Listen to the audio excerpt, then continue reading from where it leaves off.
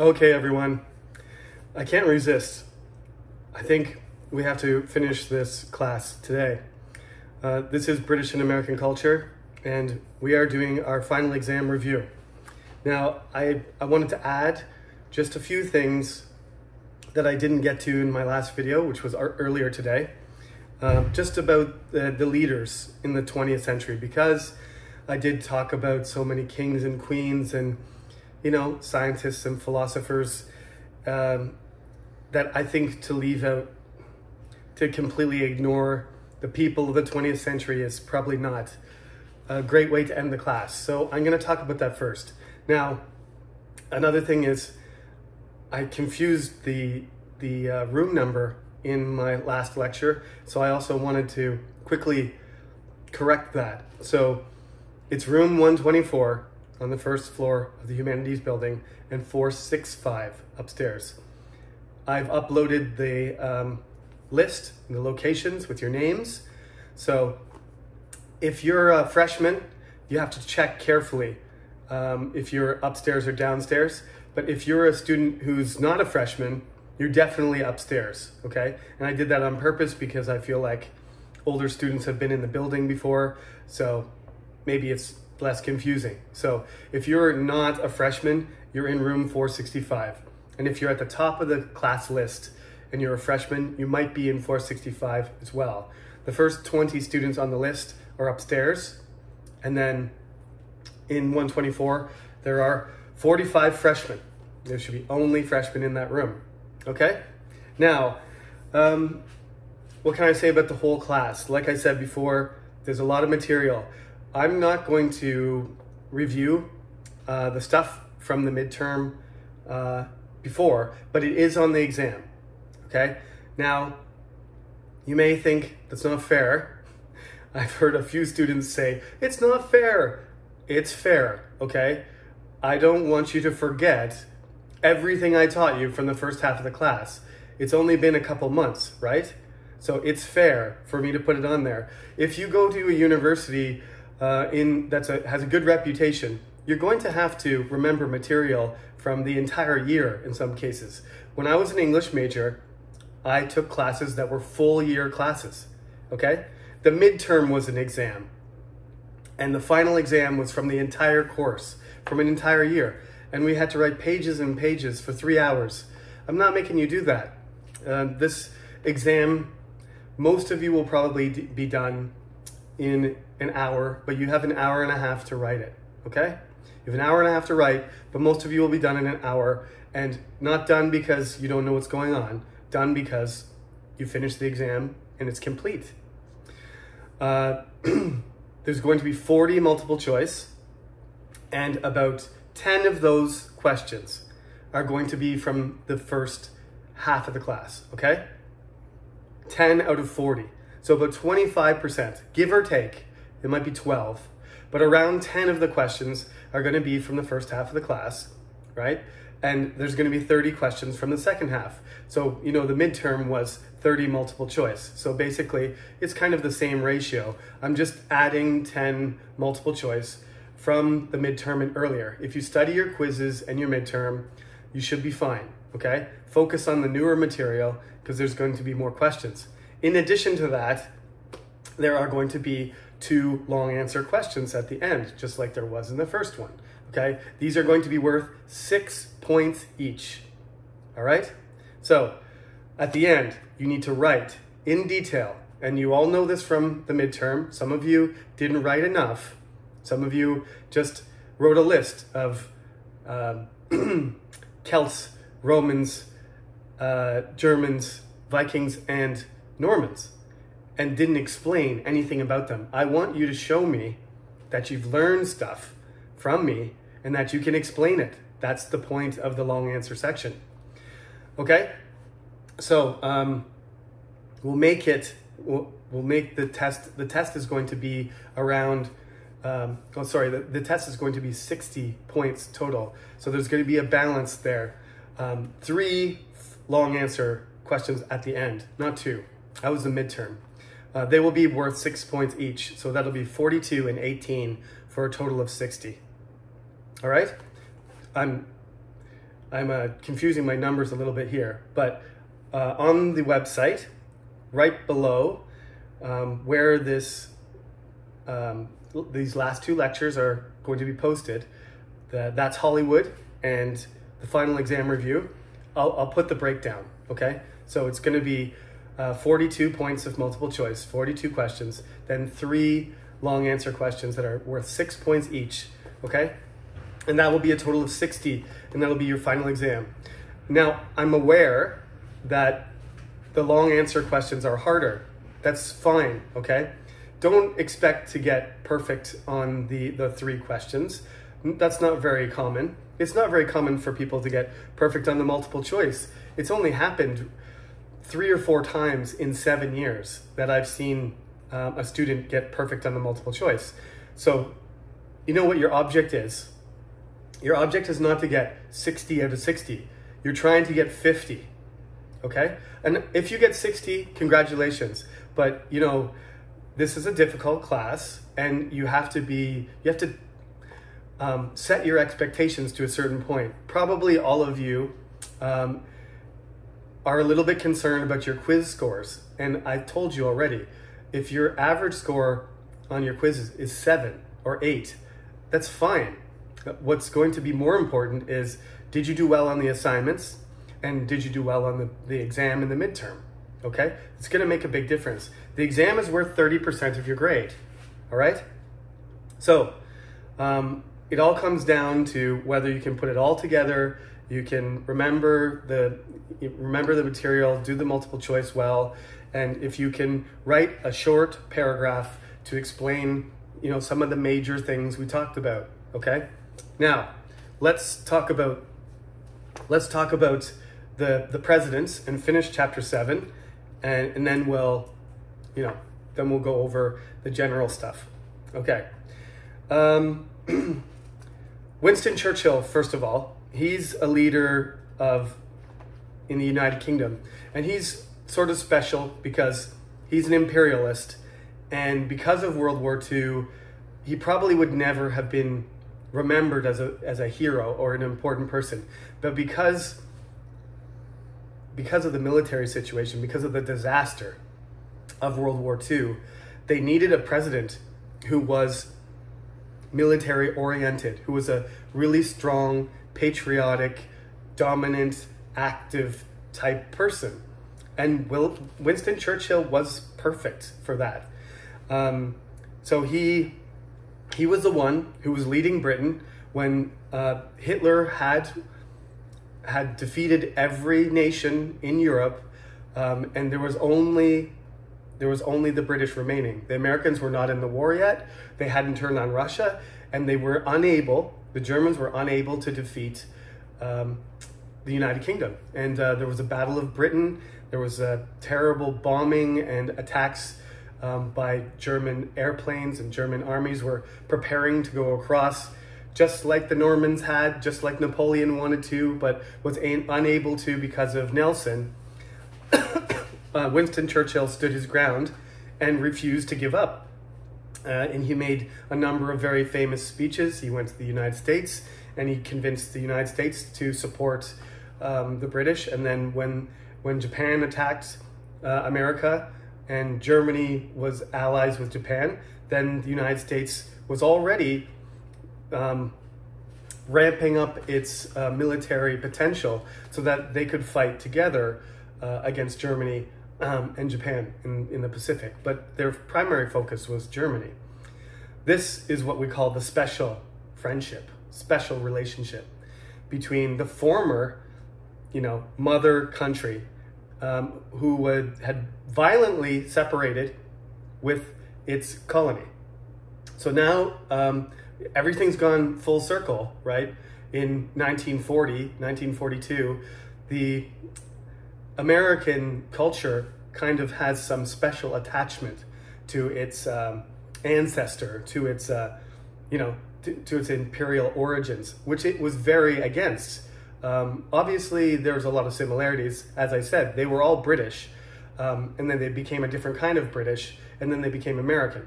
But the respect for each other and the desire to support each other forms the basis of this special relationship, which continues to this day. For the last 100 years, that relationship has been strong. And Canada is part of that relationship too, because also a former dominion of the British Empire and having a special connection with the United Kingdom too. Okay? Winston Churchill represents all of that. He wanted the British Empire to last forever. But as soon as the war was over, he lost the election. So he was incredibly popular during the war, but it's amazing how the British public recognized as soon as the war was over that he wasn't the right person to lead the country. Okay, now at the end of this chapter, we have a series of famous presidents. The first one, FDR. Really, you just need to know that FDR was elected 4 times. And because of him, you're not allowed to be the president more than twice. George Washington was the president twice, and then every president who was reelected after that never tried, or never succeeded, at least, in trying to get a 3rd term. And I don't think any president tried 3 times in a row. But regardless, no president had ever been elected 3 times in a row, which Franklin Roosevelt did, and then a 4th time. And just into his 4th term, he died. And that's when Harry Truman took over at the end of World War II. That's why the atomic bomb was dropped on Japan. It was not FDR, it was Harry Truman, because by that point, FDR had passed away.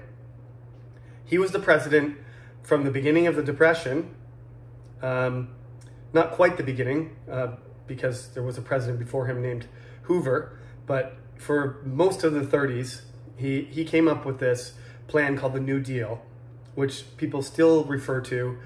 Moon Jae-in references, the New Deal or the Smart Deal or the Green Deal. That's all because of FDR. He decided that he was going to try and help the country recover by using the instruments of government, by creating agencies and projects and rejuvenating the American economy and society. Now, basically, he didn't succeed, but he kind of kept everything going and kept everybody's morale and confidence up enough, and so that when World War II happened and they mobilized and American economy was, jump-started by military production, that the country was lifted out of the Depression for good.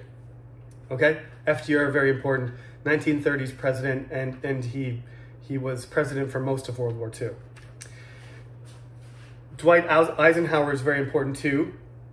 He was a Republican president, and he was president after Truman. He won because he was the Allied Supreme Commander. He was the Supreme Commander of the Western Front, the European theater. So he was the Supreme Allied Commander over the Canadian, British, and French, the Free French military effort against Germany in Europe. So he's a very important general. He was also important because while he was president, the Russians were developing nuclear weapons and the Cold War began. And Eisenhower was a general, and he was respected, and he was also a gambler, and he wasn't somebody that the Russians really wanted to mess with. So he kind of set the tone for the Cold War with America asserting its military strength and its superpower status around the world with, a famous general as its leader. John F. Kennedy is very important because, he was the first TV president.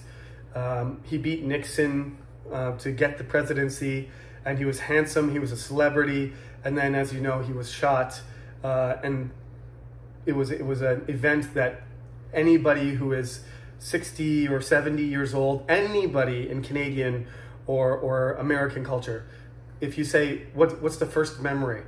What can you remember when you were a kid?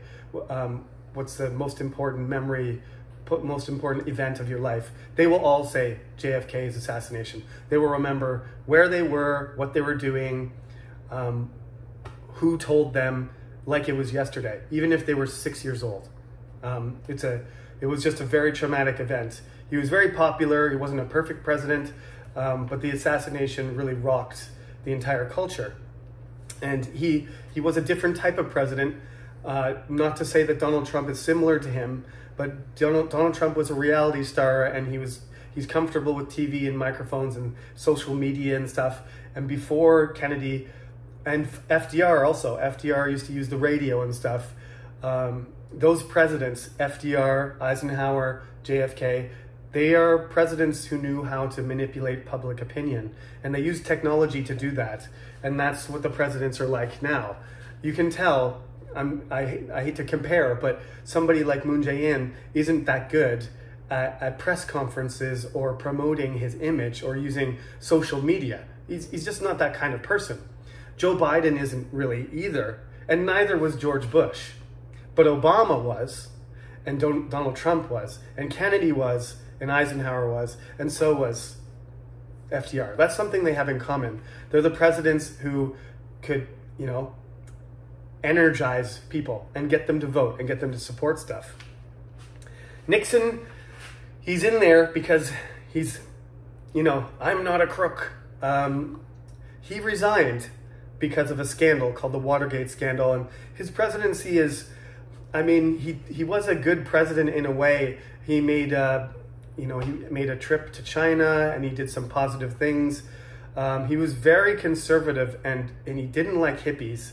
And he was, he liked to be in control of everything. And even though he was winning the election and should have been confident that he would be president again, he tried to cheat in the election, and that's where the Watergate, thing comes from. Is that it was the Watergate Hotel where the Democratic Convention was, and they were trying to steal information and spy, and they were caught.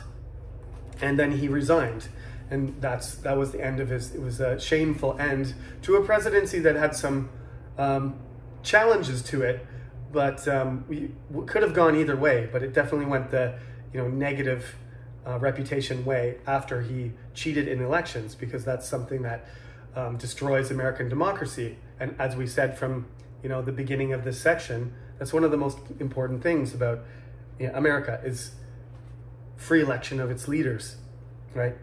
Okay, and then we've got Reagan here, Mr. Reagan. Mr. Reagan is, yes, he's in the same vein as those presidents that I just mentioned that are good at, public opinion, public relations. He was an actor and became a politician. He wasn't a career politician. He was a good-looking man, and he was popular, and he had conservative values, and he basically laid the foundation of the neocon era. Reagan is the hero of the new conservatives.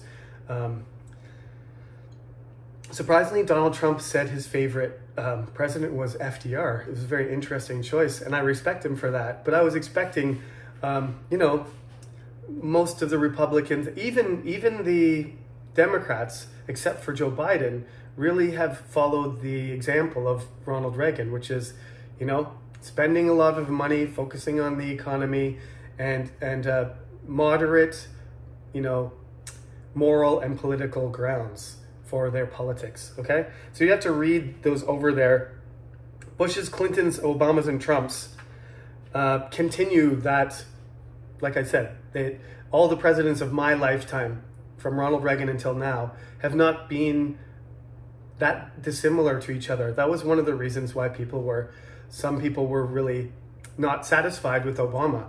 I love Barack Obama personally, but in terms of, what his politics are, he was not a liberal, progressive president. He was a moderate president. He always tried to compromise. He made Obamacare and other things, but he was always trying to work from the middle and get everybody to agree, what we call bipartisan consensus. But it didn't work because the conservatives wouldn't work with him. Now we've got Biden, and Biden has already done as many progressive things, in his first, 6 months as any president that I've ever seen has done in their whole term. So we'll see what happens. Maybe there's a shift happening right now, But as far as we know, since Joe Biden's presidency is new, Donald Trump's presidency was sort of different, but it doesn't look like it's going in that direction. It might be swinging back in a liberal direction. So just try and take note of all the most significant things of each person or group. Like Reagan's nickname was the Great Communicator, and Eisenhower was the Supreme Commander of the Allies. In Europe, Richard Nixon said, "I'm not a crook," and he got into a scandal. All you need to know is something major about each person. You don't need to memorize exactly what they did their entire life. And that's it for chapter 7. So, we did the first millennium. We did kings and Normans. We did plagues and revolts. And the 16th century, right? And then we did the 17th century with the Civil War in England. And then we got to the midterm. And after that, we started talking about the New World, right? Although we kept going back across the pond to talk about British culture a little bit. But anyway, key ideas in American culture: freedom, manifest destiny, opportunity, beliefs, contradiction, education. Those are the things, not just limited to the 6 that I mentioned in my lecture, but as long as you explain, you can imagine that this could be a question that's worth 6 points, right? What are the key ideas in American culture? Freedom, destiny, opportunity, education, right? Belief in free elections, governing themselves, remember? These individualism, these are all points that you can explain, just like you decided to do for your second assignment.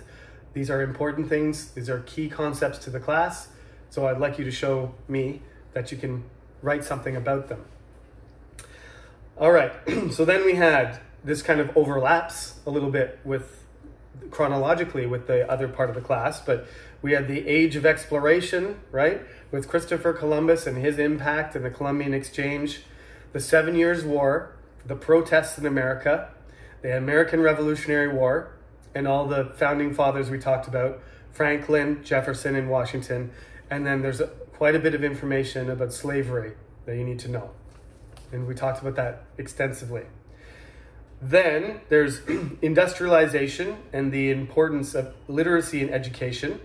The key inventions of the Industrial Revolution, the steam engine, right? And the spinning jenny, which was, you don't need to know the spinning jenny, but it was cotton. And the 3 main ingredients for industrial production were power, the steam engine, the iron working for making the machines, and the resource to make into cloth, cotton, right? Textiles.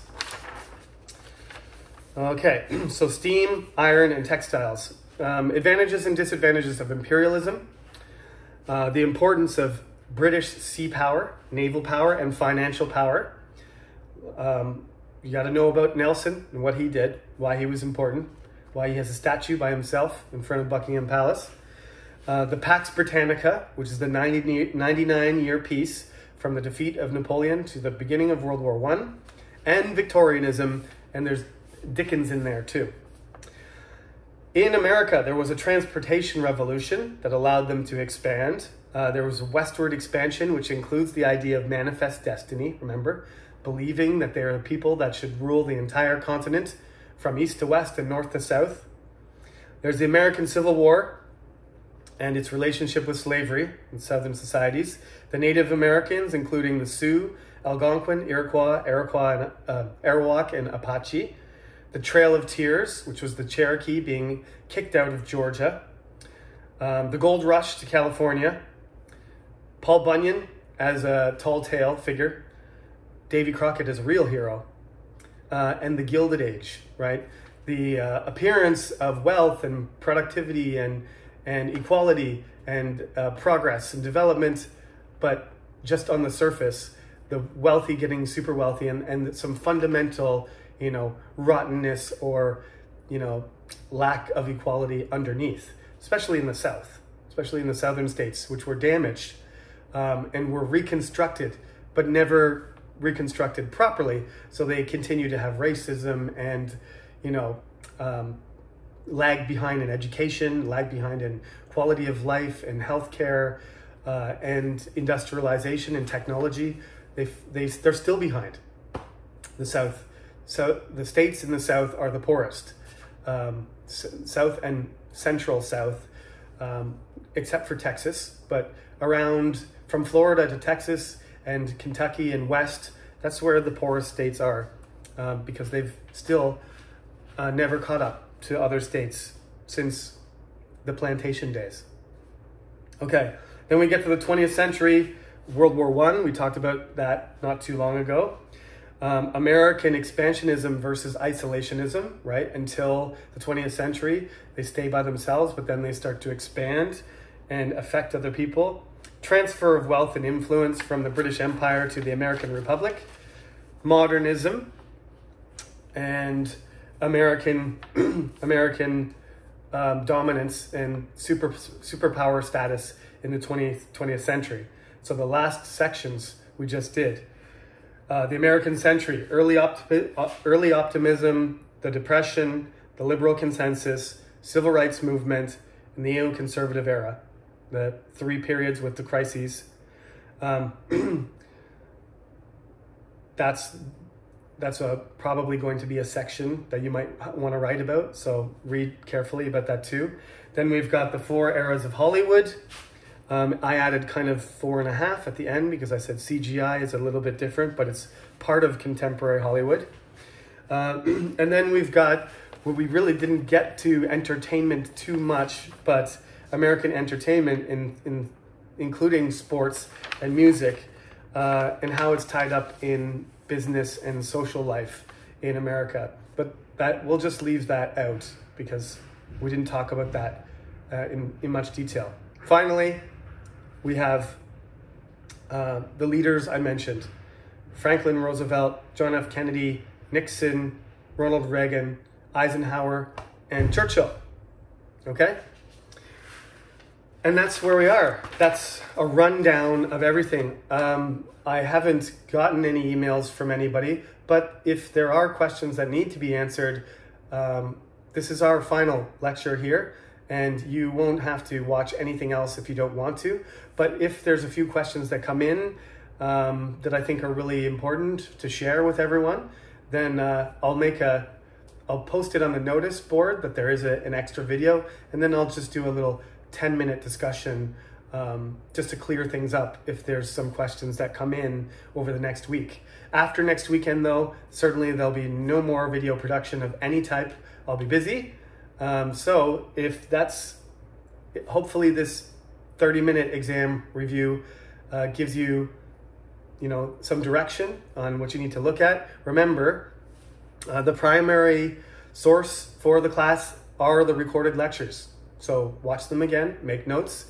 Then it's the textbook, and there are slides. I know some people said, "Oh, I like to see PowerPoint slides." Well, in my experience, PowerPoint slides don't help people at all. They just copy them and memorize them and study them instead of listening to me. And I'm not interested in that. I actually want you to expand your mind and change your perspective. And the grades haven't been better. So I'd rather you not memorize the slides and get the same grades and remember what I say and think about what I'm saying in more depth. And then we'll all be happier, okay? So don't worry about, the slides are there for you to see pictures and for you to look at concise definitions. But remember, if I didn't talk about it in the lecture, then if you look in the slides, don't think you need to know all that information. Just, if you heard me talk about something and there's an explanation in the slides, then you can use it to help yourself understand. That's it. Okay? All right. Then that's the end. I look forward to seeing you on the 11th. Take care, everyone, and good luck.